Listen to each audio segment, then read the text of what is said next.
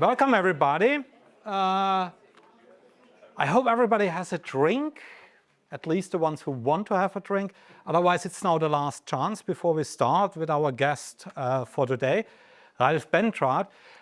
Before I introduce him, as it is the first ComAI lecture for this semester, some background and some information about our program this semester. So it's now already our third semester since we started with the ComAI lectures. So for the ones who are new, the idea is to have a space here to discuss recent developments about cognitive AI, generative AI, and what it might mean for culture and society. As today, everybody is invited to come. We always start 6:30, and it's an event which is organized by the Presse Club together with the SEMKI. For the ones who don't know me, my name is Andreas Hepp.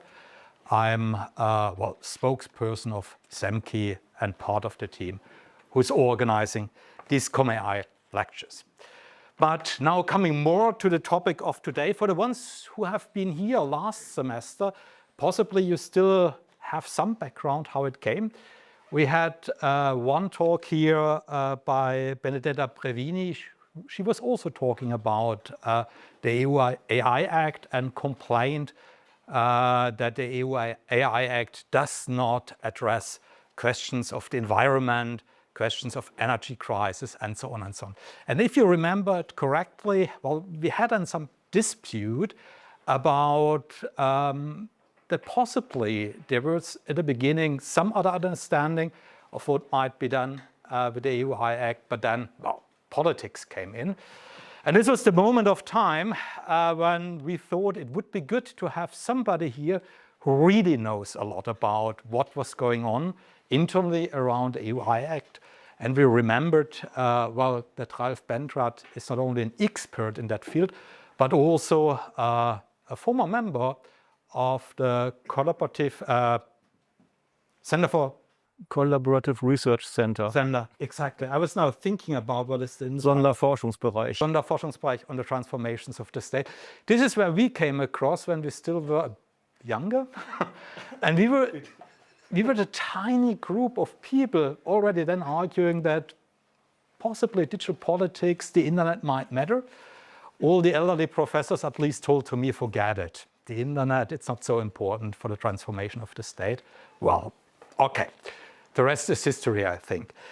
Ralf has a very, very long history in these topics. He started already in the 80s with an interest in that. It was still the time of the C64, which he was hacking. Then he studied at the University of Berlin, Free University of Berlin, political science. Came to Bremen in 2003. To this already mentioned Sonderforschungsbereich on transformations of the state. And since 2009, he's working at the European Parliament.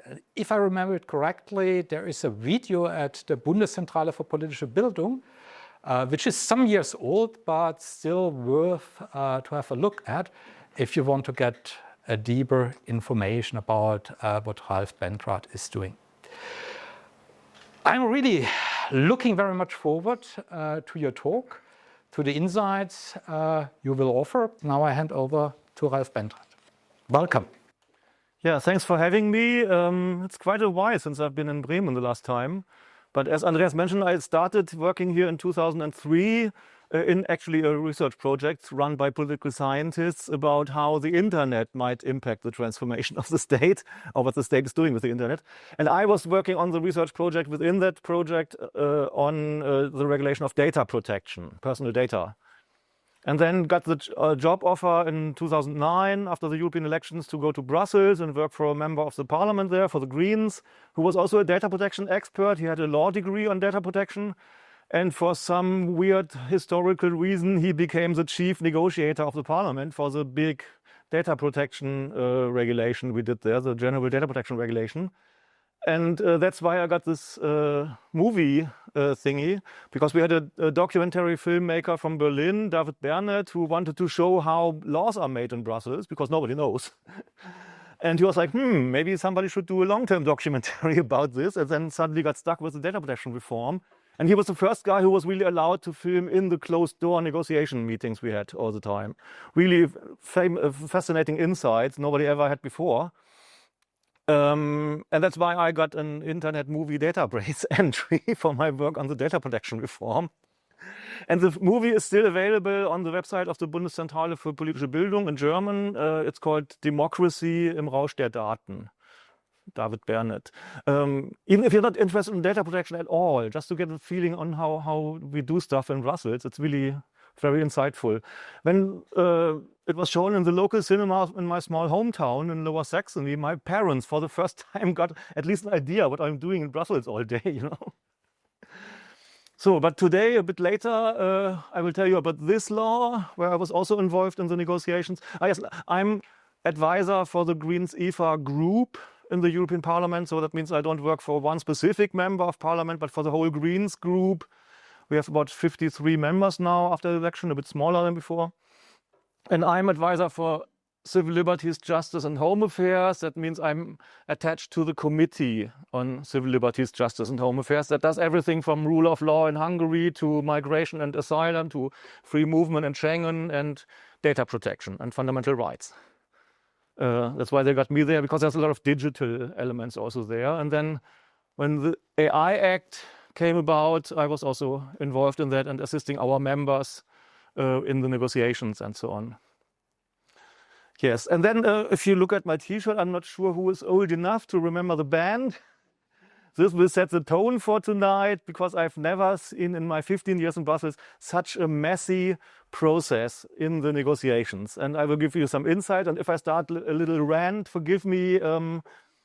I will speak very open here, but that means I speak on total personal capacity. I don't speak on behalf of the Greens EFA in the European Parliament. I don't speak on any of the members of the Greens or anybody else. I don't speak on behalf of the European Parliament. I just speak for myself tonight. And there might still be things where I later tell Philip to edit the video recording. Okay, let's start. So why regulate AI to begin with? In a way, this just is one of the next steps, one of the latest steps in a whole series of digital regulations we did in the European Union in the last maybe 10 years or 12 years, since 2012. The first big one was, as I mentioned, the General Data Protection Regulation, which started in 2012. Then in the last legislative term, about 5 years ago, we started the regulation of the platforms, like the Facebooks and the whatever MySpace is. No, is MySpace still around? So we had the Digital Services Act then a few years ago, the Digital Markets Act for online gatekeepers, like big shopping platforms like Amazon Marketplace, for example. But then also several legi speciali, special laws for specific areas, like the Data Governance Act for kind of donated data or data altruism. Then also the Data Act on data that is generated by the use of connected devices, your fitness tracker, but it could also be a connected car or whatever. Then we did the European Health Data Space, where everybody now gets an electronic health record as a patient. And then this data can also be used for secondary purposes, including research and so on. And then my job is always in these negotiations to make sure the protection of personal data is not undermined. You know, you still have your rights as a data subject, as it's called.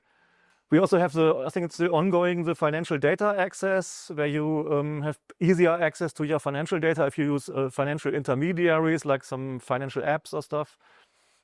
There's still a proposal on the table to introduce a digital euro, which is not to be confused with crypto assets or cryptocurrencies, but it's really supposed to be a digital euro comparable to cash, but just for online payments. But you could also pay from my wallet on my phone to Andreas' wallet on Andreas' phone, and that even could be done anonymously. And it will be issued by the European Central Bank. Technically challenging, but okay. But also digital contracts, how does it work when I enter into an online purchase contract and stuff?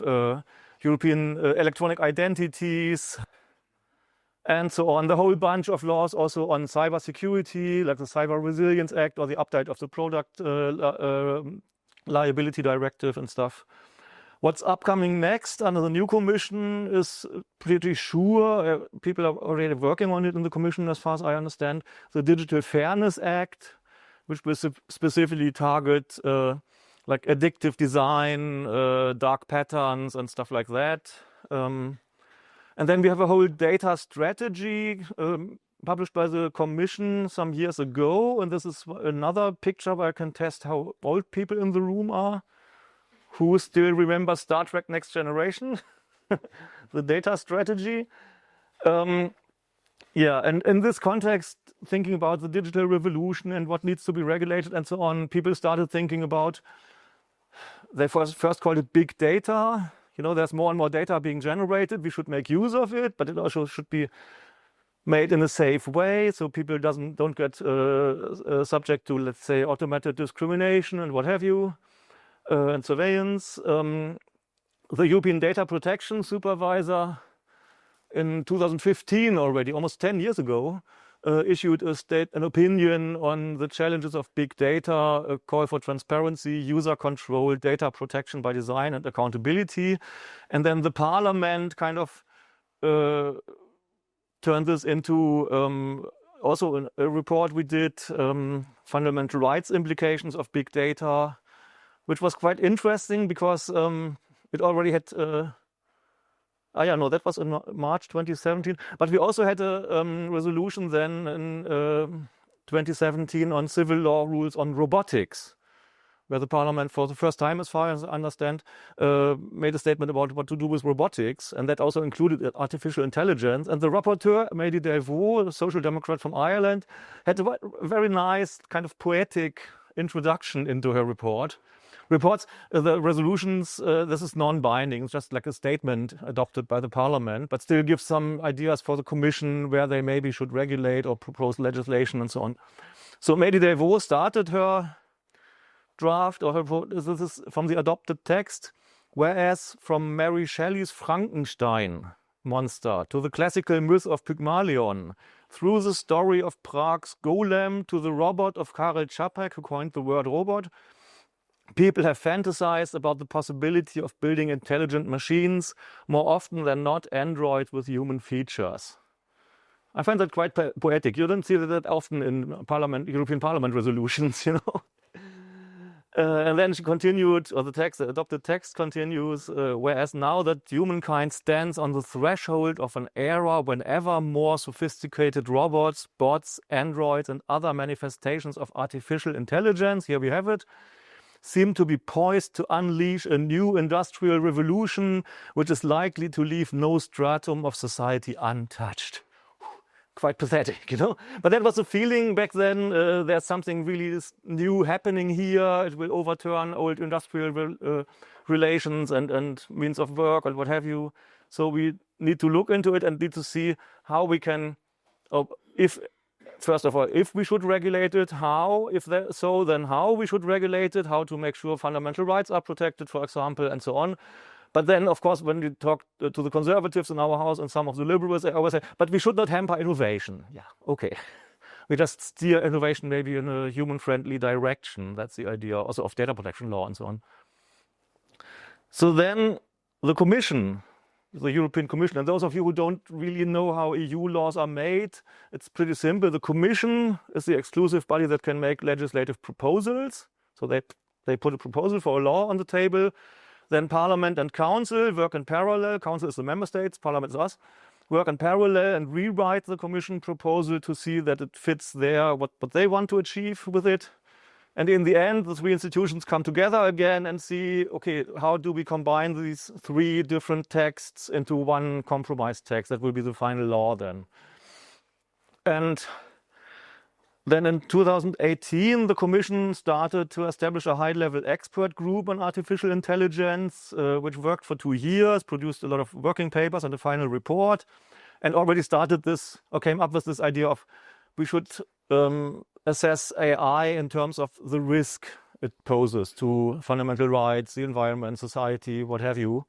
And then they also came up with, I think, also 3 different risk levels, so to speak. And that was already hinting about, in Brussels, people talk to each other. I know it's like a village, the European neighborhood there. that the Commission will follow up with a legislative proposal, the AI Act, as they call them now. Technically, it's a regulation, but they call them acts now for whatever reason. And then when it was clear the Commission will propose a regulation, it's already preparing it, the Parliament became super hectic and 10 different committees worked on their own, so-called own initiative reports, basically also resolutions again, non-binding, non-legislative, on all kinds of aspects depending on the committee's competences. That ranged from education to law enforcement, for example, in my committee, consumer protection, autonomous weapons systems, civil liability, intellectual property rights, fundamental rights, and so on. And in parallel to all that work in 10 different committees, the Parliament in its wisdom decided to also establish a special committee on artificial intelligence in parallel to all that. I found it a bit too much, but I had a colleague dedicated to that committee, so I wasn't really bothered, but still. So just to illustrate how excited people were that AI needs to be regulated, the Commission will propose something, so we already want to have a say about it. And then for this special committee, the rapporteur was Axel Voss, a German conservative politician. In his draft report, for example, he tried to also be a bit more poetic, like Mehdi Delvaux in her robotics resolution. And he wrote there, the European Parliament argues that artificial intelligence is the key emerging technology within the fourth industrial revolution. So far, so good. Notes that AI is the control center of the new data layer that surrounds us and which can be thought of as the fifth element after air, earth, water, and fire. So Wi-Fi and NFC is the next Earth, Wind and Fire. Okay, sure, Axel. That text did not survive the final negotiations. Just to give you an idea, I will have some more Axel Voss jokes along the way, I think. Yeah, then the Commission proposal, the legislative proposal came in April 2021, 3.5 years ago. The legal basis for that is twofold. It's based on Treaty of the Functioning of the European Union, Article 16, which is on the protection of personal data, but also 114, which is about the approximation of laws for the internal market. Very often 114 is used whenever you want to do something that gets placed on the European market. It's all done on Article 114, but in this case we also had Article 16 on personal data protection. So it basically regulates AI systems brought on the European market. And that's already where, for me, the complication started, because I'm a data protection / digital fundamental rights guy. I can deal with those issues. But if you place stuff on the market, then suddenly the new legislative framework also kicks in here, which is not so new, actually. It's a framework from 2011, which basically regulates product safety. So any product, like, they have a lot of different laws for that in this whole new legislative framework, ranging from, I don't know, electric lights to whatever, kitchen mixers, all kinds of appliances that need rules for product safety. They need to undergo a conformity assessment. The Market Surveillance Authority needs to be notified when somebody puts a new product on the market. And in the end, when they comply with all the conformity requirements, they put a CE label on it. You all know these CE labels. Basically, that's the label that says this is in conformity with European product safety regulations. So now they use this framework for artificial intelligence. Which means if somebody wants to put an artificial intelligence system on the European market or wants to deploy it in Europe, it needs to be follow the rules we establish here in the AI Act. But then on top of that, we also have this whole system of market surveillance authorities and notified bodies and certifications and standards. And that's when I'm out. I don't understand this. But for that, we have very competent colleagues in our Committee on Internal Market and Consumer Protection who deal with all that. And that's why this whole... then the question was, to which committee should a law be assigned as the lead committee in the Parliament? Which should be the committee that in the end also negotiates the final text and so on. And a couple of committees were interested. Our committee, because of the data protection and fundamental rights aspects, internal market and consumer protection for obvious reasons. but then also the Legal Affairs Committee, which had done quite some work already on liability for AI. Let's say if an AI system takes a decision that affects a human, who is liable? The AI, the operator of the AI, the manufacturer, or maybe all of them together? And then also the industry committee always wants to come in when it's about digital and industry and innovation and stuff. So several committees were interested and claimed exclusive competence. And then Axel Voss, again, the guy with the fifth element, already was designated very early on as the rapporteur, the chief negotiator in the Committee for Legal Affairs, which would be in charge again of liability and stuff like that, but also intellectual property rights and stuff. And then suddenly we had a new political group in the parliament. You know, we have all these groups, Social Democrats, S&D, EPP, for the Conservatives, Greens, Left, now the new right-wing assholes. Excuse my French. Suddenly we had the new group called ABV, Anybody But Voss, which was basically a number of political groups and their leaderships coming together and being very united in their position that Axel Voss should not become the chief negotiator for this law. So that was already decided that the Legal Affairs Committee is not the lead committee. And then at the very last day of the deadline, in the Conference of Presidents of Political Groups, the Social Democrats made a proposal, and then in the end, our committee, Civil Liberties, Justice and Home Affairs, became co-competent in joint committee procedure with the Committee for Internal Market and Consumer Protection. Which again, I think also makes sense, because as I told you, it's a law that regulates AI that is brought on the European market, but then also regulates how this AI should protect fundamental rights, among other things. In the Commission and in the Council, the ministers, they only had one lead, not two like ministers involved or so.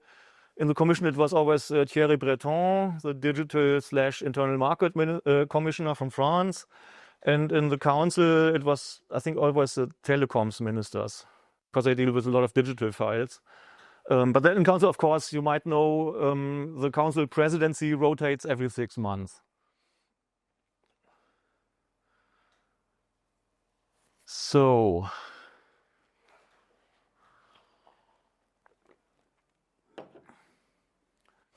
and as I said, the proposal by the Commission was already based on the work of the high-level expert group and so on, to have basically 3 different layers or levels of risk. And risk here means risks to health, safety, or fundamental rights posed by AI systems. Whatever that means in practice, of course, that's the whole law is made for that, to spell that out and how to deal with that. And there's basically 3 different layers. Too high risk, if we think special AI applications are just, or use contexts are just too risky, we don't want that as a democratic society with fundamental rights and so on, they are banned. Article 5 of the AI Act lists a number of prohibited AI practices, as the title says. For example, discrimination based on specific vulnerabilities of natural persons or specific groups. Social scoring is banned, like what they do in China. Predictive policing, to make an automated prediction about a specific person that you might be very likely to commit a crime in the future. But then already this is limited, because it's only banned or prohibited if it's based solely on profiling of that person. So if you have other information that you don't use for profiling, you can even do it. Emotion recognition, but limited only in the workplace and education, is prohibited. Then one thing that was a big win for us actually was scraping of the internet for facial images and combining them in a big database for biometric recognition, basically. What some companies were already doing, you might have heard of PIM Eyes or Clearview AI. This is prohibited now in the EU. But footnote, the now broken German coalition government in the this year, just 2 months ago, I think, after the knife stabbing attack in Solingen, when they adopted the security pack. No, I think they didn't manage to adopt it finally before they broke apart. But one element they put in there was that the Bundeskriminalamt, Federal Police Office, can actually set up such a database to find people, but only for very, very serious crimes, but they can set up the database. And we told our colleagues in Berlin the whole time, and they understood on my level, the colleagues in the German parliament and so on, this is illegal under EU law. You cannot do that. EU union law breaks national law, you know. They still did it because Robert Habeck in his wisdom thought he needs to cut a deal with Nancy Faeser and Olaf Scholz and the liberals.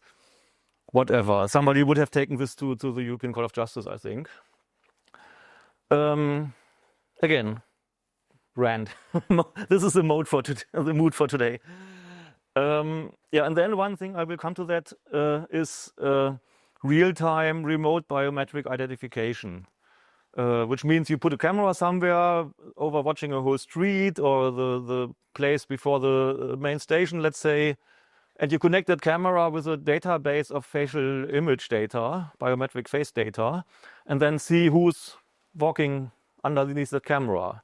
And maybe you're only looking for specific persons, but you could also do an end-to-end comparison and compare everybody who runs around there with everybody in the database. This is now banned, but in the end we had to concede certain exceptions. I will come into the details later, but yeah, I think that's mostly it. So these are the bans, some more, but you get the idea. These are the things where the legislators agreed this is really too creepy, like social scoring or predictive policing. We don't want that in Europe, which is good. But then the main part of this AI Act, actually the whole chapter 3 and Annex 3 deals with so-called high-risk AI. And this is where the legislators thought, okay, this could have some risks for fundamental rights, health or safety, so we need safeguards. Like you do for other products, if you want to put an electric lamp on the European market, it needs to have certain safeguards, it needs to withstand a certain temperature and a certain overpower and what have you. If it falls down, it shouldn't hurt anybody too much, or whatever the rules are under product safety regulations for electric lights. This also is now for the AI, for the high-risk AI. But then, if you follow these rules, you can put it on the European market. So basically, what we do here is also legalizing the use of those AI systems. And that list of high-risk AI systems is in Annex 3, which is quite long. It contains biometrics as far as it's not facial recognition based on the internet. It concerns the use of AI in education. For example, if an AI determines who gets access, who gets admitted to a specific higher education system or something, you can do that, but you need human oversight and transparency. You make sure the data is not biased and stuff. High-risk AI is also if you use it in the employment context, if you use it to decide about access to essential private or public services, if you use it in law enforcement, but they're only for very special use cases. So you cannot use an AI to draft a law. You cannot say, ChatGPT, a judgment, ChatGPT, write me a judgment in this criminal case. No. This is up to the judges still. But you can use this to assess the reliability of evidence, for example. But you can also say, this person is likely to commit a crime again. But I don't do it based on only profiling, but I have some other information about him or her that leads to the conclusion that this is a high-risk person. Then it's even allowed. Then in the whole area of migration, asylum, and border control management, you can use it, but then again have to use all the safeguards here. But then you can even use it as polygraphs, which I think under German law are not even allowed in front of courts, but in other countries it's possible. And often here we also say, this is not, the AI Act is not a legal basis for doing that. It just says if member state law provides the possibility to do it, then you have to use all the safeguards here in the AI Act. And then an interesting part is that in this Article 6, we say that refers to Annex 3, to the high-risk AIs. We basically say the Commission, hang on, I can read it to you.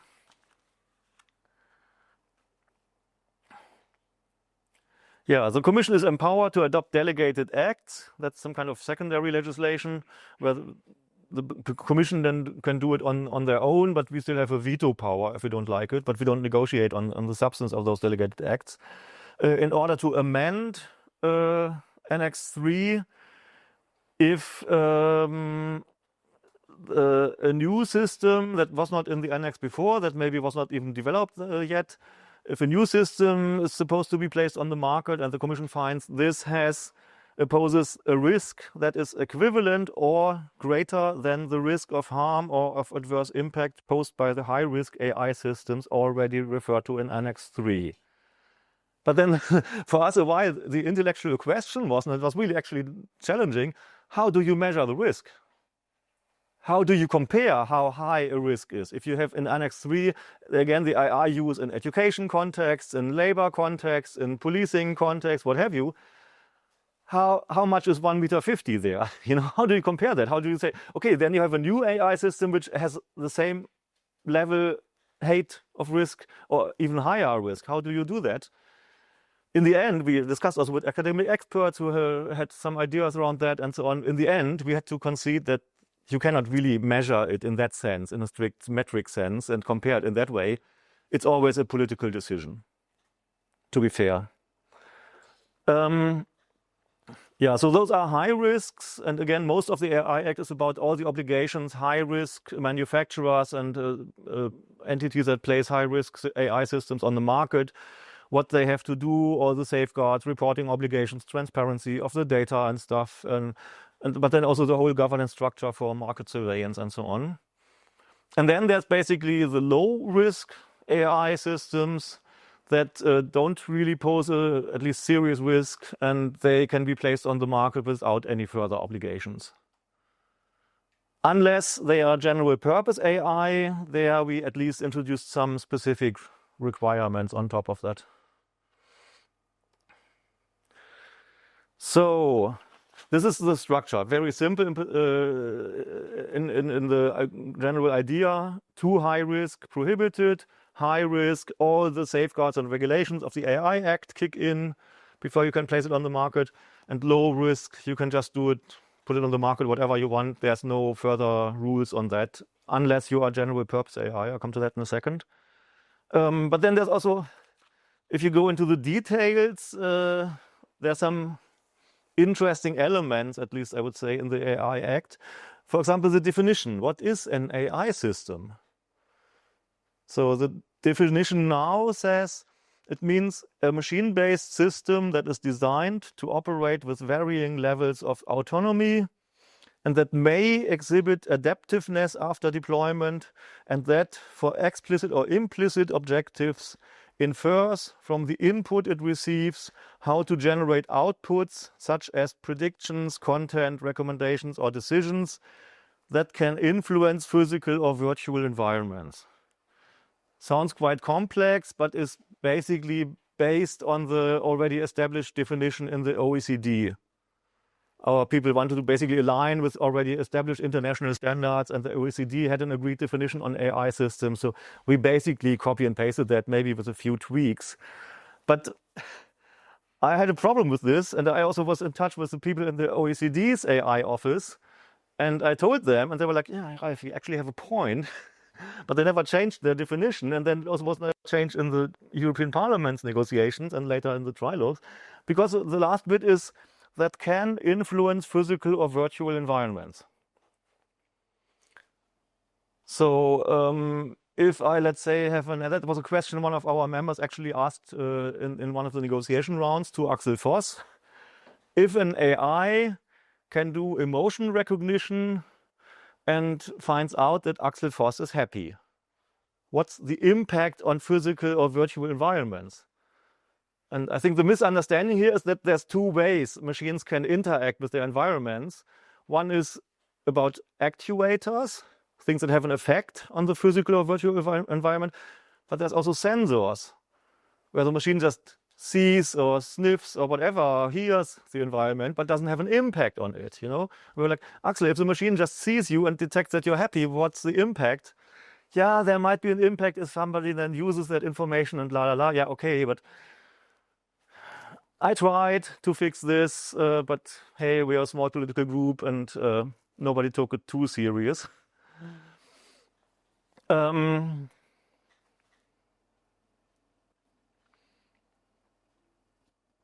Yeah, then we have the fundamental rights impact assessment. That's quite interesting because that was actually one of the big wins we as Greens had in these negotiations. That was our idea that if you place a high risk AI on the market, you should do a fundamental rights impact assessment, and then you have a whole list of what you should do, kind of a checkbox exercise. Categories of natural persons likely to be affected, description of the period of time within and the frequency with which each high-risk system is intended to be used, human oversight measures, and so on, the measures to be taken in the case of the materialization of those risks, so when the risk turns into an actual damage, what kind of mitigation procedures do you have in place then, and so on. So that was one thing where we actually could claim, hey, this is something we put in here. So if it works in practice, we will see, you know. This is a huge experiment. It's the first AI law in the world, you know. We're the first to try this, and we have to see if it functions. Yeah, then as I said, the whole thing is placed in the context of this new legislative framework on product safety. So we have all the requirements for conformity assessments, for CE markings, and so on. But there you also have exceptions. That was part of these difficult negotiations. Normally, product safety regulations work like you have certain conformity assessment requirements. You do them, and then you're in conformity, and you can put your light or whatever on the market. But here they put some exceptions. For example, if Article 46, derogation from conformity assessment procedure, any market authority, surveillance authority can say, you can place this specific AI on the market even though there has not been done a conformity assessment yet. If it's a situation of specific public interest, let's say a pandemic or whatever, then you can still do it and you do the conformity assessment later. But then even they have to notify the Commission and other member states about this. But then they cannot, if they don't say anything after 15 days, it means silence is agreement. And this is not really what we wanted. We found that a too open exemption or derogation. But okay, that's the compromises we do there. Then we have rules on chatbots and deepfakes, Article 51. So if you no, sorry, that's 50, I think. Yes, 50. Transparency obligations for providers and deployers of certain AI systems. So if you, for example, put a chatbot on your website and the people visitors of your website can interact with the chatbot and let's say book a flight or a hotel room or whatever, Vietnamese food, let's say, you have to inform them that they're interacting with an AI system, not with a human. Unless it's from the context and everything completely obvious for a normal person that this must be an AI system. But if it's not obvious, you have to inform them. If you use generative AI that generates synthetic audio, images, video, or text, there you have to make sure it gets watermarked and people can detect that it has been generated by AI and it's not a real photo, let's say, or a real audio. But again, here you have exceptions for if you do that in the context of law enforcement, you're suddenly out. You don't have to inform anybody that this was AI. There's a whole list of law enforcement exceptions across the whole text, which we always try to fight back, but that was one of the big compromises we had to concede to, because member states really insisted on that. Yeah, and then if you have deep fakes, that really looks like a real existing person, let's say, and you generate a fake video of them, then you have to disclose that this content has been artificially generated or manipulated. Again, if you do it for law enforcement purposes, you're out. I find that kind of funny. If you do it for evidently artistic, creative, satirical, fictional, or analogous work or programs, then these transparency obligations are limited to disclosure of the existence of such generated or manipulated content in an appropriate manner that, this is the part I love, that does not hamper the display or enjoyment of the work. So if you have a satirical movie, let's say, about Donald Trump, you shouldn't put this is generated by AI all across the images, because it would make it less funny, but it should be somewhere at the bottom maybe, you know. Yeah, then we have regulatory sandboxes, and I'm not actually sure if those have been regulated before in any other law. I'm not aware of that. I know that they've been used somewhere already. For example, in the data protection field, the Norwegian Data Protection Authority has a quite good and quite successful approach of regulatory sandboxes. The German term is Reallabore. And if you don't know what regulatory sandboxes are, it's basically a controlled environment provided normally by the, in this case, market surveillance authorities or others, where providers or developers of AI systems can go and agree with that authority that provides the regulatory sandbox.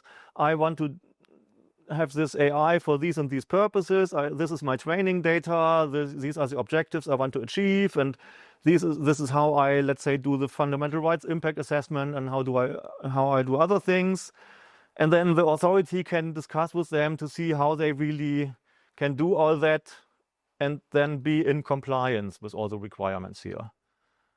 It sounds good. I mean, it can be done. As I said, the Norwegian Data Protection Authority has been doing that quite successfully. But then if you look at paragraph 4 of that article, it also says member states shall allocate sufficient resources to these regulatory sandboxes, which basically means you shift the costs of compliance to the public sector and not keep it in the private sector, because there's also companies helping you with compliance, you know. All the consultancies are doing that. Now you shift it to the authorities who have to provide the regulatory sandboxes now. Okay, you can do that. That's what at the end people agreed on, but I think the safeguards we put here are quite good. We also made clear that in this sandbox, if you follow all the orders and all the agreements you had with the authority, with the market surveillance authority, let's say, and then something goes wrong and you did everything in good faith, you cannot be penalized for that, because you really tried, you went there into the sandbox and did everything together with the authority and so on. But if in this regulatory sandbox something else goes wrong, and maybe there's a health issue based on that, or other issues, or data protection breaches under different laws, they can of course still be enforced and penalized. So that was one of the safeguards we put there. And in the end we said, okay, with that we can accept it. But then in the end, in the final negotiations, the council also insisted on another article on real-world testing. So on top of these regulatory sandboxes provided, these protected spaces kind of provided by the authorities, providers of AI systems or prospective providers can also test them in the real world. If this is approved by the market surveillance authority and so on, again, law enforcement exceptions here. They need a real-world testing plan, and again, if they submit their real-world testing plan and request an authorization to do the real-world testing of so far untested AI, so you don't know if it's safe enough, if the authority doesn't respond within 30 days, that is considered approval.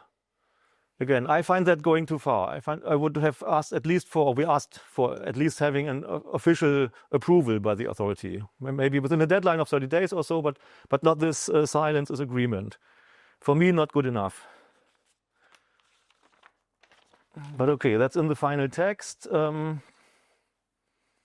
Yeah, they shall ensure that any testing in the real world shall not have any negative effects on the persons that are involved there. But then a bit later, in paragraph 7, the law says, any serious incident identified in the course of the testing in real world conditions shall be reported to the market surveillance authority. How can any incident appear at all if you already in the previous paragraph say shall not have any negative effects, one way or the other, right? But this is the law, this is how compromises sometimes are done, and sometimes you maybe understand, I think it was Churchill who said, there are two things you don't want to really know how they are made, sausages and laws. Yeah, one more example of what's in there. There's a database now established for high-risk AI, where providers of high-risk AI have to enter their AI systems, basically, and all the details and the technical documentation to a certain extent, and so on. It's based on a database that's already run in Amsterdam. Quite happy. That was also one of the big successes we had here, because it came from our Dutch green colleagues, who were also very active in the negotiations. But then, if you do AI for law enforcement purposes, you're out. You have to register it still, but in a secret, non-public version or part of that database, where only the authorities have a look at, but nobody else, you know. Do they have something to hide, maybe? I don't know. Okay, so this was just to illustrate what's in there, what kind of different elements we also had to consider along the negotiations and so on.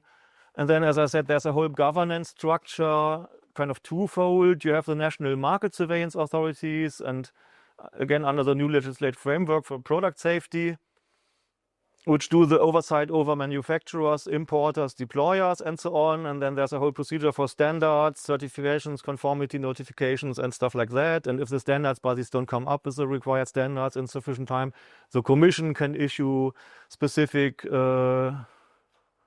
specifications, or what are they called? Not standards, but something similar.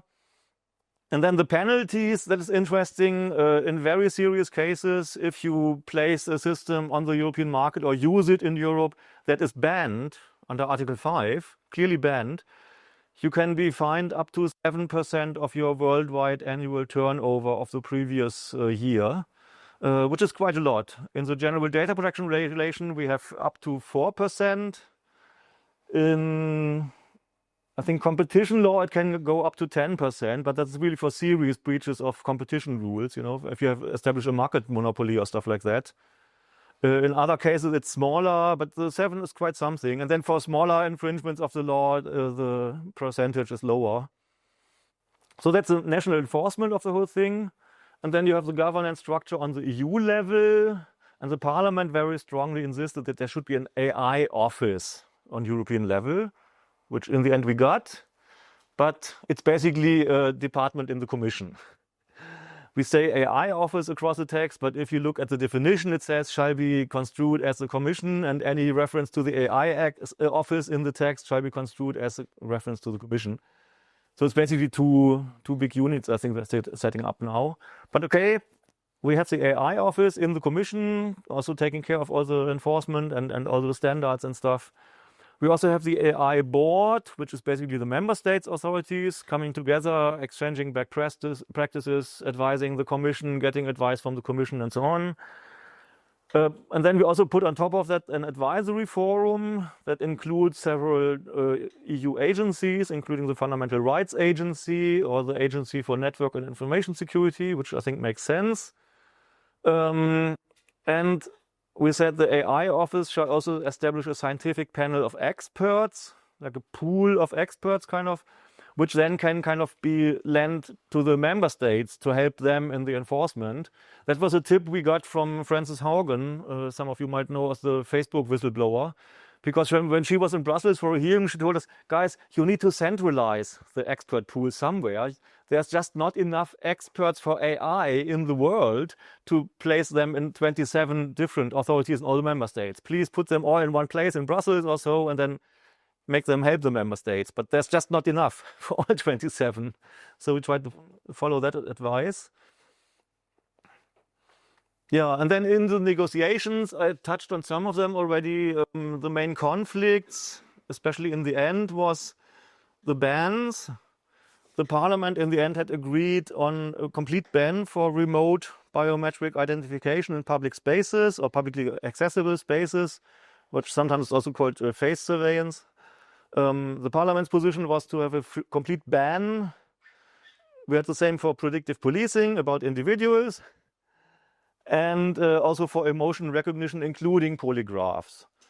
What we in the end we got as part of the compromise making in the final negotiations was a ban on remote biometric identification in public spaces in real time, but then already with certain exceptions. If like there was a robbery in the gas station around the corner in that neighborhood, you could maybe, and you might have a picture of the robber because the gas station had a camera.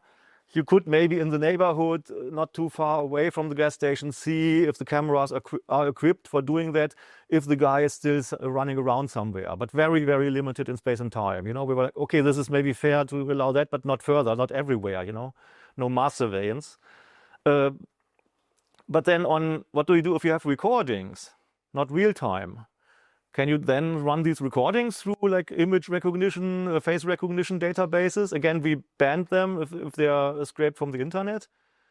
Yeah, I come to that in a second, maybe when I go into the juicier stories. And then on emotion recognition, we have a ban now, but only again in the workplace and in the environmental education context, sorry.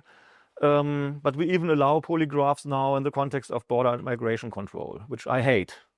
And I think under German law, they're even illegal, or German case law. But you have to make deals, you know. And my superiors, I helped to negotiate this. A lot of these texts are actually negotiated on my level. But the final say is, of course, not to me, it's to our members, the elected politicians. And I report to them, and I follow their orders, of course. Then one big win we got is at least we got, and you referred to that I think in the beginning, we got energy consumption reporting obligations at least for general purpose AI. It's hidden in one of the annexes, but it is there. So at least for the big large language models and so on, they now have to be transparent about their energy consumption. I mean, you can already guess the energy consumption if you hear that OpenAI has bought one reactor in 3 Mile Island to reactivate it and run nuclear energy production now for AI because they need so much power. But yeah, they now have to be transparent about that. And then, yeah, while we were in the negotiations already, suddenly this ChatGPT thingy came around the corner and everybody got super excited. And we were like, oh God, this looks harmless. It doesn't do anything, you know, it doesn't do predictive policing or what have you, but still it's something, it's there, and it will be used in all kinds of places across the industry and society and elsewhere. We need to have some basic rules for those at least. So we introduced a whole new chapter in the middle of the negotiations on general purpose AI. And yeah, put some rules, including on energy consumption reporting. And then there was an interesting discussion, okay, what's the threshold for general purpose AI? When should it fall under these obligations? And here we basically say if either it poses a systemic risk for society or whatever, systemic risk, 1 second.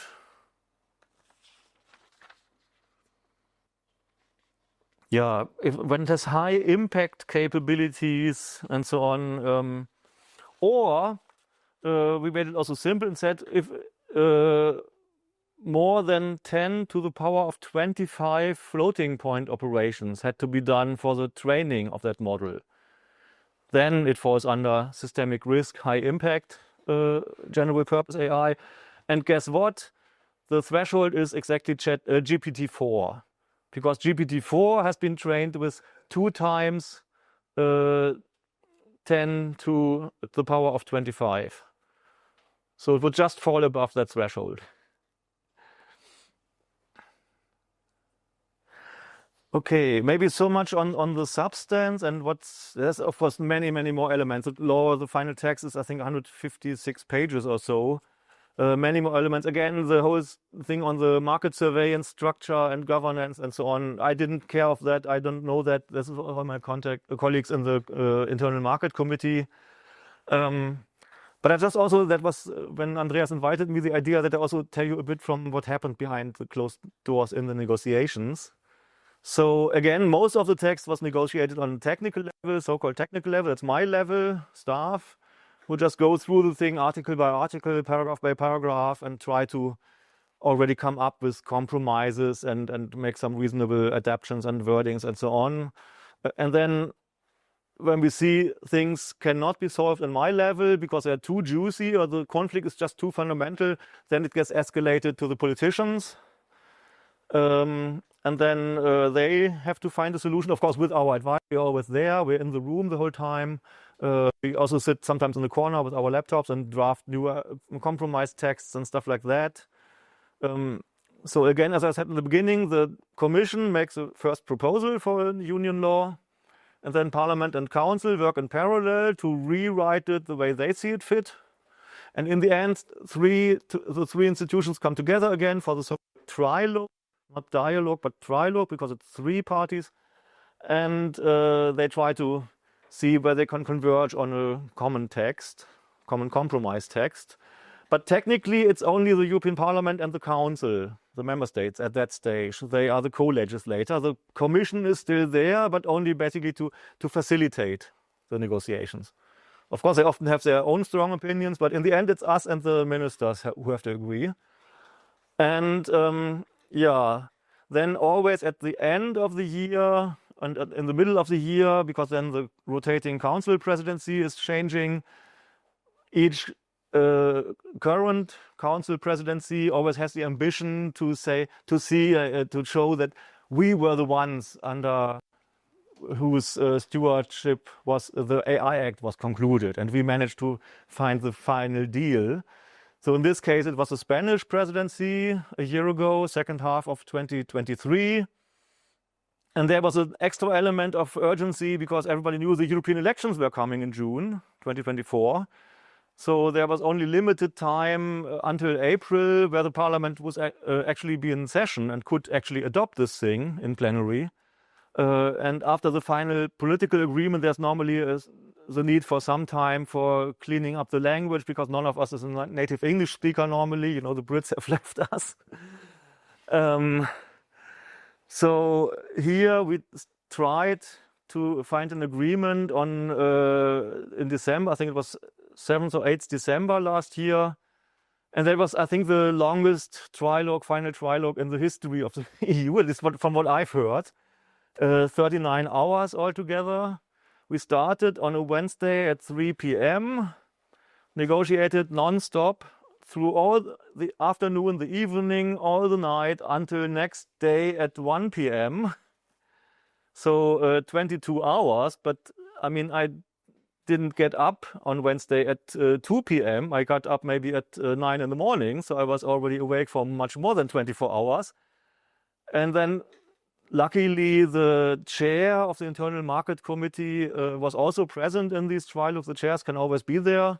And she's a Green from Germany, Anna Cavazzini, and at some point she just forced a break because people were just physically breaking down, you know. You cannot make reasonable laws when you're already super overtired, you know. It just doesn't work. So she forced a break. We had one night of sleep and then met again Friday at 8 in the morning. And at midnight, roughly, we had a final deal. Bit crazy, but yeah, and that's how it looks like. One big room that was in the council building. So here you have the council presidency. Here was the main negotiator, the Spanish Secretary of State for Digitization and her whole team. Here Miguel, the guy, was always our counterpart in the technical negotiations, quite a nice and reasonable guy. But again, they had their mandate from the member states, so it was sometimes, especially on law enforcement things and so on, very far away from what we wanted. Here you have the parliament team, the two co-lead negotiators, because again, we had two committees involved. So Brando Benifei from Italy, Social Democrat for the Internal Market and Consumer Protection Committee, and Dragos Tudorache, liberal from I think Bulgaria or Romania, I always mix it up, for our committee, Civil Liberties, Justice and Home Affairs, and then the other members here. On the parliament side, you always have all the other political groups on the table in the negotiations. For the council, it would be a bit more difficult because they have 27 member states. We only have like, I think now we have 8 political groups, but the right-wing assholes never show up. They just don't do real work, you know? And then here in the back, you have people like me. Yeah, you don't see me here because I took the picture. But here's my colleague Simona from the Dutch Greens, who works on the Internal Market Committee. Yeah, others. And then here in the back, you also have our committee secretariat who has to keep track of all the new changes in the text versions and so on. Legal services, if in case there are legal questions. And the so-called lawyer linguists who then afterwards need to clean up the whole text and make it human readable and lawyer readable in proper English, you know. And here, so the council and parliament sit across from each other because they basically are the co-legislators. They have to agree in the end. And then on the other side here, you have the commission. Here you see Thierry Breton, the Internal Market and Digital Commissioner, trying to facilitate the agreement. So this looks still quite orderly, right? A lot of people, but okay, big room. We had also coffee in the next to the entrance, all fine. Then sometimes, that's basically how we did the whole thing. We made an offer, and often that was a package offer, like we can agree on this compromise on remote biometric identification, but in turn we want the fundamental rights impact assessments. And we want the ban on face databases from the internet, and in turn you get the real-world testing, for example. And then council retreated to an extra room, had their internal discussions and to see if they can agree, or what. Normally they came with a counter proposal, a counter offer, and then it was to us. We also had one room just for the parliament next door, where we were then internally deliberating with the parliament team. If the council, the latest council proposal is okay, or normally it was not okay, so we made a counter proposal. And again, here you have all the negotiators. Here our Dutch member from the Internal Market Committee. Here's a conservative member from Ireland. The chair of the Internal Market Committee, Anna Cavazzini, legal service, committee secretariat, assistants and advisors, so basically my colleagues, lawyer linguists, and so on. This is Sebastian, who I also know from 2003, 2004 again, because he was a computer scientist back in at the University of Bremen when I was working in the research center. And he set up the local chapter of the Chaos Computer Club in Bremen, which for me was always finally some normal people here. But then, after a while, it can also be a bit messy. When we came back and we had a text proposal, let's say, then suddenly people were also grouping in several corners of the room, working on several elements of the proposal. Here, for example, this is my colleague Simona again from our Dutch delegation. She was later called the Queen of Recitals because she was very good in drafting compromise text for the recitals, die Erwägungsgründe in German. Spanish State Secretary again, lead negotiator for the Parliament, the Consumer Protection Committee, lead negotiator Parliament, Civil Liberties Committee, assistant from Consumer Protection Committee, our co-negotiator Sergei Lagodinsky from the Civil Liberties Committee, chair of the Consumer Protection Committee, and so on. Still quite okay. It could also get a bit more messy even. You see already several printouts flying around with different color codings and so on. Our chair from the Consumer Protection Committee trying to make some notes for the next negotiation round and so on, and the whole parliament team sticking their heads together. This is how the text just has to illustrate. You know, I don't have to go into the details here, how these proposals that were then sent back and forth basically looked like. So you have option 1, this text here, or option 2, accept this, but with a deletion of this and this and this. Yeah, and also with a tweaked definition. I forgot where it came from, just one of the pictures I had in my archive, just to illustrate how a bit messy it can get. And here then maybe somebody made a note. but this is the Commission text already. Why do we have to negotiate? They proposed it already at the very beginning. And then after a while, that was, I guess, the moment when the Council had received our latest counter proposal and retreated into their internal deliberations, and we had maybe 1 hour of break where there was nothing to do for the Parliament team. And then people tried to not really sleep, but at least get some rest. You can see outside it was already light again. So that must have been around midday the next day, after a full night of negotiations. Yeah, then sometimes you also had smaller groups in one of the corners of the room negotiating on very specific elements. For example, again, Sebastian here, our computer science friend from the University of Bremen, who also worked at the European Parliament then for a while. He was in charge with a small team from Commission and Council to work on very specific provisions we had there on free and open source software. How do you deal with that? If it's just some stuff somebody without any gainful interest uploads on GitHub, is that placing on the market? Who is liable for that? Does it have to undergo all the certification and whatever requirements? So we made some exceptions, and then it was up to the free and open source experts kind of to hammer out the text on that element, And then this is a typical moment at the kind of the end, I guess, when the Parliament team again got together, and here Dragos basically, I can already, when I see the picture, I can hear him like, listen, we have these and these and these elements now which we have won. Council still insists on this and this and that. I think this is the best we can get. Can you agree, or to test the waters and maybe also convince people that we really tried everything we could. We got a lot, but we also had to make a lot of concessions. That's how negotiations go. Achim will remember because he wrote his PhD about negotiations, no? Maybe not so exciting. It was higher education, building constructions or stuff, right? Whatever. Yeah, and then at some point around midnight that Friday night, suddenly the news were breaking. This is from the Times. EU agreed on limits to artificial intelligence in one of the world's first comprehensive attempts to regulate the technology. Actually, not one of the world's first attempts, but the world's first law, at least. And then you do these nice group pictures, and afterwards people had some champagne already in the cooler, and everybody was cheers and happy and nice, and we made it. People were proud, of course, and in particular the Spanish Council presidency was proud that the thing was finished under their helm, But then, and I'm coming to the end, the question is, when is an agreement actually an agreement?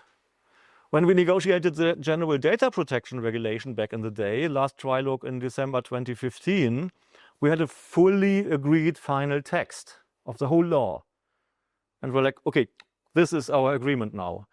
We didn't have that for the AI Act. We had some text hammered out, most of it maybe 90–95%, but for some elements like the post after the fact, like recorded biometric face surveillance in public spaces, we didn't have text. We just had some understanding from the latest negotiation round that these and these and these elements are agreed. We're like, okay, we can just live with that, fine. But then 3 days later, we got the text from the Spanish presidency, and we were like, what the actual fuck? No, this is not what we agreed to.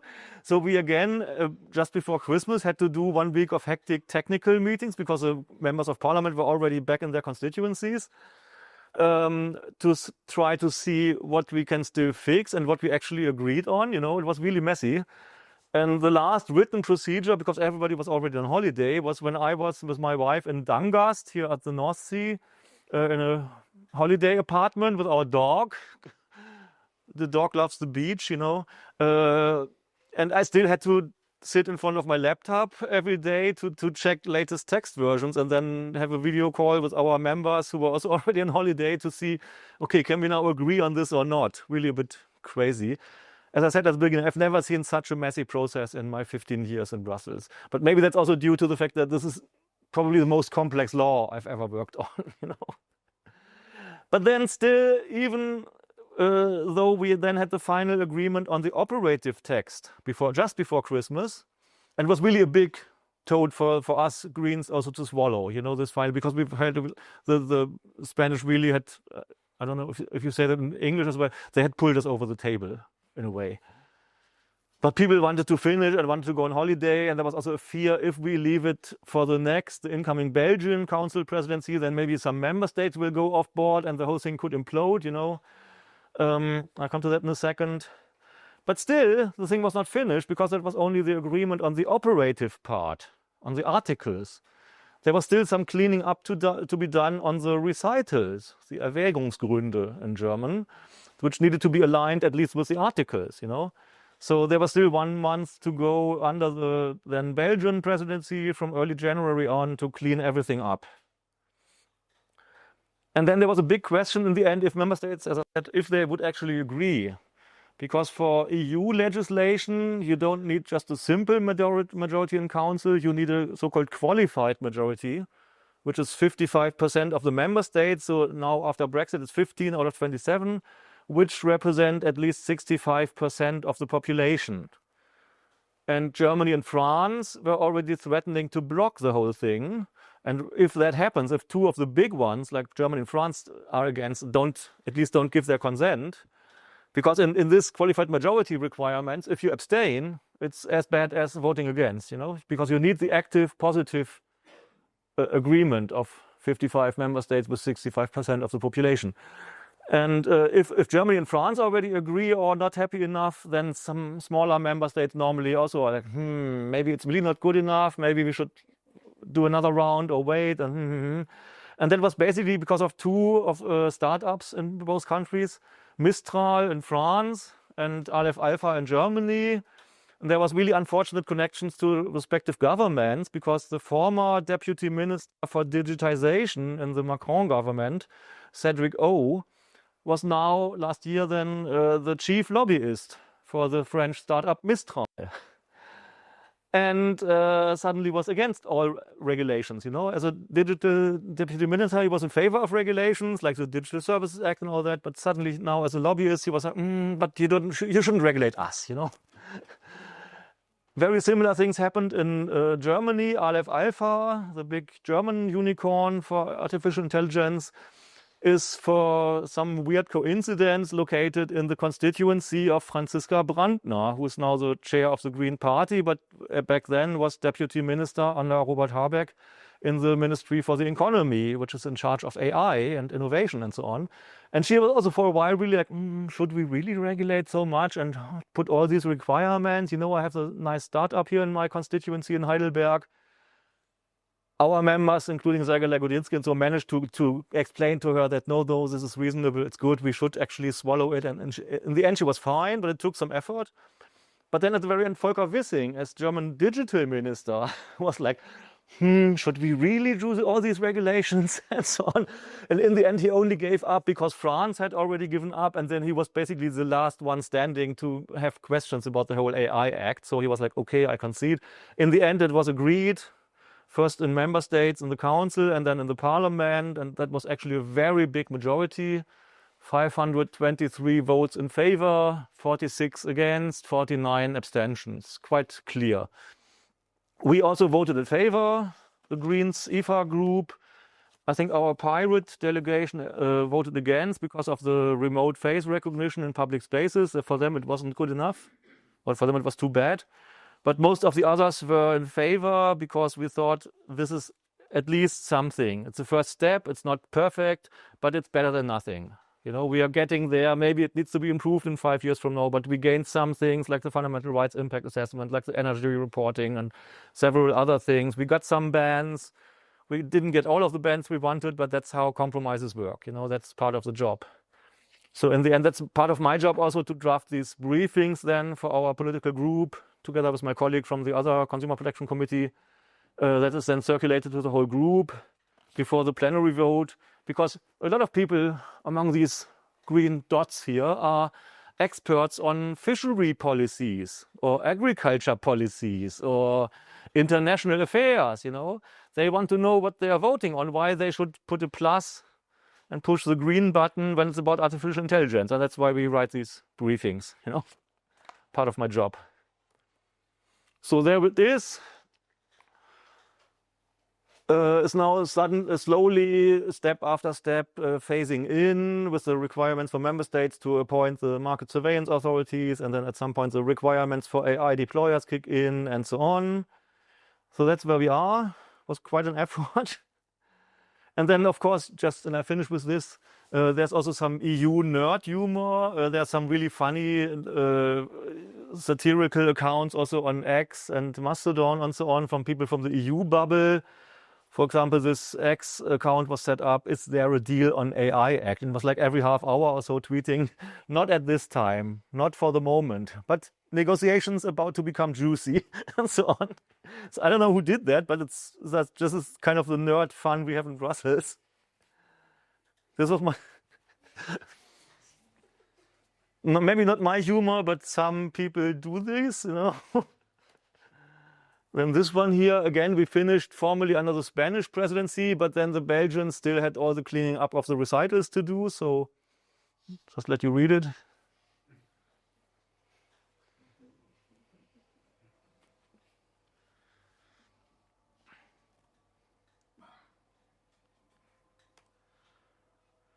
And then after all these rounds, you know, first agreement in the big trilogue with champagne and handshakes and group pictures, then 1 week of hectic meetings on technical level, then the written procedure, and then cleaning up of the recitals and so on. We sometimes felt like, okay, we've adopted this thing now 6 times. When are we finally finished, you know? But now it is there, and that's it, and that was my story.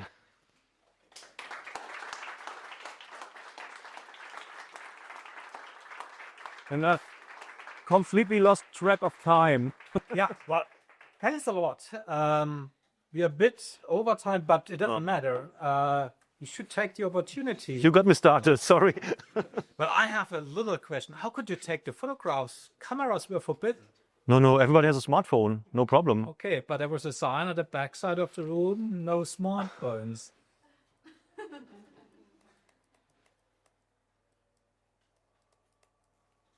Oh, where? Huh? There, yes. Wow. Yeah. Nobody cared.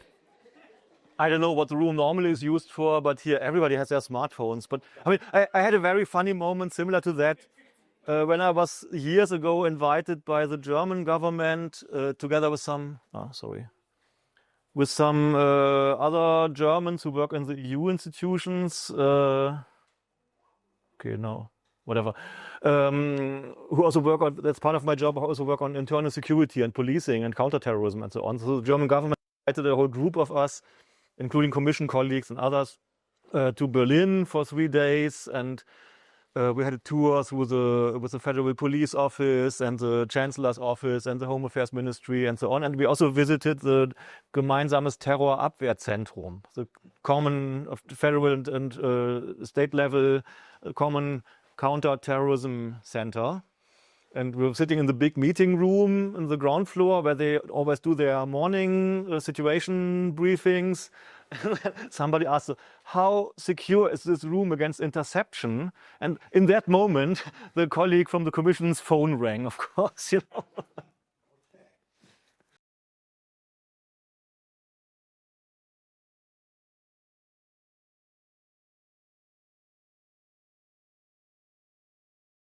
Well, I mean, all the laws we do in Brussels are applicable only in the European Union, but they always have effects on companies from outside the Union, like our General Data Protection Regulation already did. Because if they come to Europe and process data of European people, or they want to place their AI systems on the market here, then they have to follow our rules. That's the idea. Maybe I'm not the best placed to ask about lobbying, because when I worked still in the office of a member of parliament, back then when we did the data protection regulation, for example, I got all of the lobby requests because they landed up in his inbox and I had to clean it up and make appointments and stuff. Since I became group advisor, I don't really deal so much with the outside world anymore. That's up to the members of parliament and their teams. I'm mainly in charge of the internal machinery, like to make sure every deadline is met for tabling amendments or for preparing voting lists and what have you, and going to all the meetings and keeping track of the latest text and trying to make my contribution there.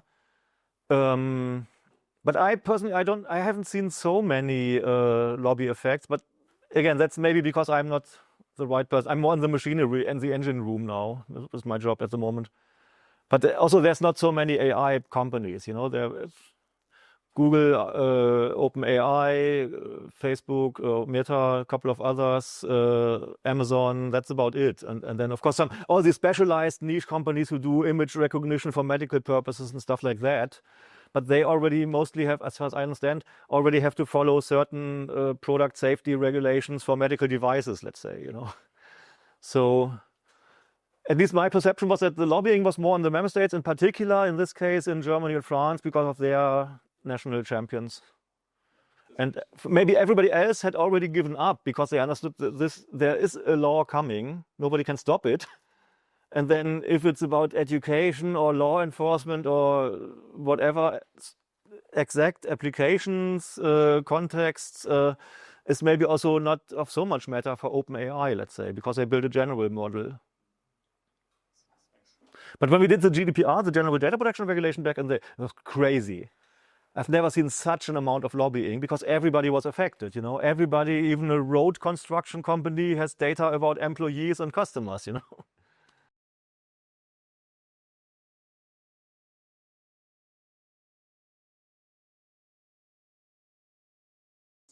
That was the whole discussion we had. I can reply to that quickly. That was the whole discussion we also had around free and open source software and so on. If people just upload something on GitHub. The same question appeared also in the Cyber Resilience Act and the Product Safety Directives that was revised and now also covers digital devices, including software. No, if you just make it available without any payment for it, or at least some like related payments for services related to it. So if you just make it available without any gainful interest, you're out. That's not considered placing on the market. But then if somebody uses your tool and puts it into another AI system or into a product and places that on the market for payment, then they are covered. They have to follow all the rules.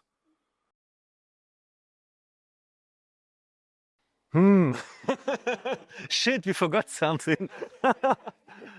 No, I think that I would have to check, but I think that's the logic actually, because this is only about placing products on the European market. That's the whole framework of this new legislative framework. But yeah. The other question was it really yeah. for OpenAI or whatever? Yeah, I don't know what ChatGPT did before the AI Act kicked in, but I can tell you what they have to do now. At least if they base it on GPT-4, which again is above the threshold of 10 to the power of 25 flops for training. And then again, in the annex, we also say it has to do certain energy reporting obligations and other obligations. I would have to look up the annex. I don't have it in front of me here. But then if you have then there's general models for general purpose AI. Even if they don't pose a systemic risk, they have to keep up to date the technical documentation, including the training and testing processes. They have to make available information and documentation to providers of AI systems who intend to integrate the general purpose AI into their systems. They have to enable such providers to have a good understanding of the capabilities and limitations of the GPAI, contain at a minimum in these technical documentations the elements set out in Annex 7. Again, I don't have it here right now, but you can look it up. They have to put in place a policy to, that might be interesting for all these chatbots. They have to put in place a policy to comply with union law on copyright. And that's one of the big questions, you know. They basically scrape the whole internet, take all the copyrighted material, text, images, whatever, and train their models with them. Shouldn't maybe the authors or the people who took the images and so on be compensated for that? There's an exception in the copyright directive on text and data mining, where you basically only have an opt-out. You basically tell your robot.txt that your content here, I just put it on my website, for example, after this was adopted, that this cannot be used for text and data mining, aka training of AI models. But maybe that should be revised. There's a discussion now going on in Brussels if that needs a revision, if we shouldn't revise the whole copyright directive to protect us from basically the AI companies from the US and China taking all our data for free. Yeah, and some more. So there are some obligations they now have to do, including in the annex, as I said, energy consumption reportings and stuff like that.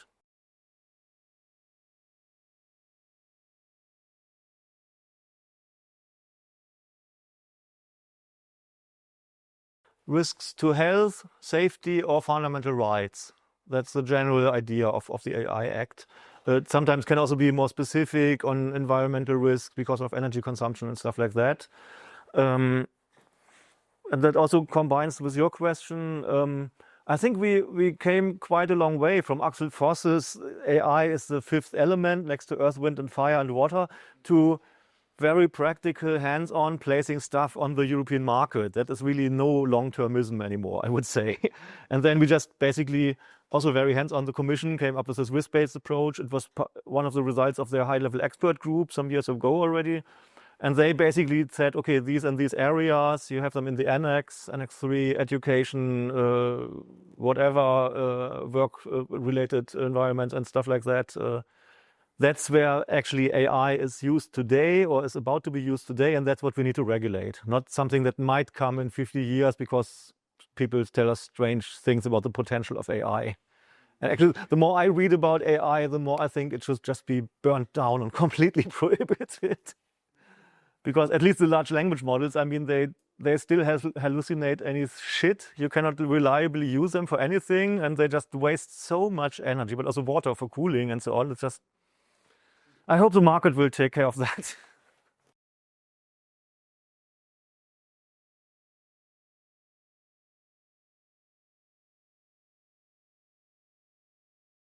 No, that was out of the question. I think everybody in Brussels agrees, and with all the reports and the long discussions we had on several files and resolutions over the last years, including this Mehdi Delvaux report on robotics, which actually started with the question, if suddenly an AI becomes capable enough to take its own decisions, should it be held liable, also under civil law terms and so on? But the clear question was no, the clear answer was no.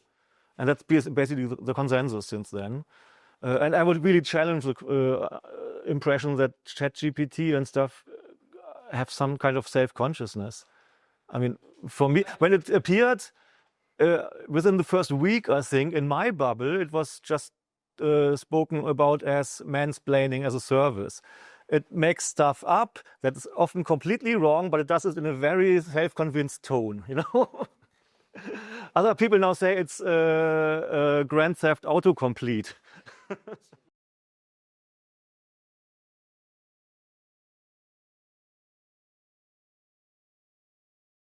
Yeah, okay, but we can cut that short. That was never a question in the legislative process. Maybe it was on the table some years ago, 10 years ago or something, in the Delvaux report and so on, but quickly solved to the conclusion, and that was basically consensus in Brussels. AIs are just machines. They are doing certain things. They maybe might make things easier, maybe even not. They use energy consumption and so on, and we need to regulate them. And they have a product safety requirement, kind of. And coming to your question, that was about, again, who gives in first or what? Okay. That really depends on, I don't think there's a general answer. The way the negotiations went on this one is that we got a pretty broad support already for the Parliament's position, where we had a lot of things in. We had a full ban on remote biometric identification on public spaces, for example. We had a full ban on emotion recognition, a couple of other full bans, and some more elements in the high-risk AI category. And we already had the fundamental rights impact assessment. We had more environmental and energy reporting obligations. And kind of we expected the chief negotiators for the Parliament to very quickly give in on the full ban on remote biometric identification, because it was basically the Greens and civil society pushing for it. And we expected them, okay, if negotiations in the trilogue are difficult and member states really are stubborn and insist that they cannot accept the full ban, they will give that up as the first thing. But they didn't. For some reason, they developed some pride also, maybe to fight and really try. And because we maybe keep pushing them, you know, our members can sometimes be very convincing. So this was only given up in the final last night. and then not even given up fully, but we still have the ban, but with exceptions. That's what the way compromises are often done. The conservatives like Axel Voss and so on are often more easy to give up on certain requirements for manufacturers and so on, because they always are very close to industry and don't want to have too many rules, not too much bureaucracy, and don't hamper innovation and all these typical phrases, So often you're right, the Greens are often the ones who are really fighting until the very end. But sometimes, if the lead negotiators for the parliament would have given up the remote biometric identification at the very beginning, there wouldn't have been much that we could have done, because they didn't need us for a majority. But they tried really to keep the parliament team together, because then also you have a stronger negotiation position towards the council, It was a good last statement. You're fighting until the end. We're trying. Of your group competitors. Thanks a lot for coming. It was really great to have you here.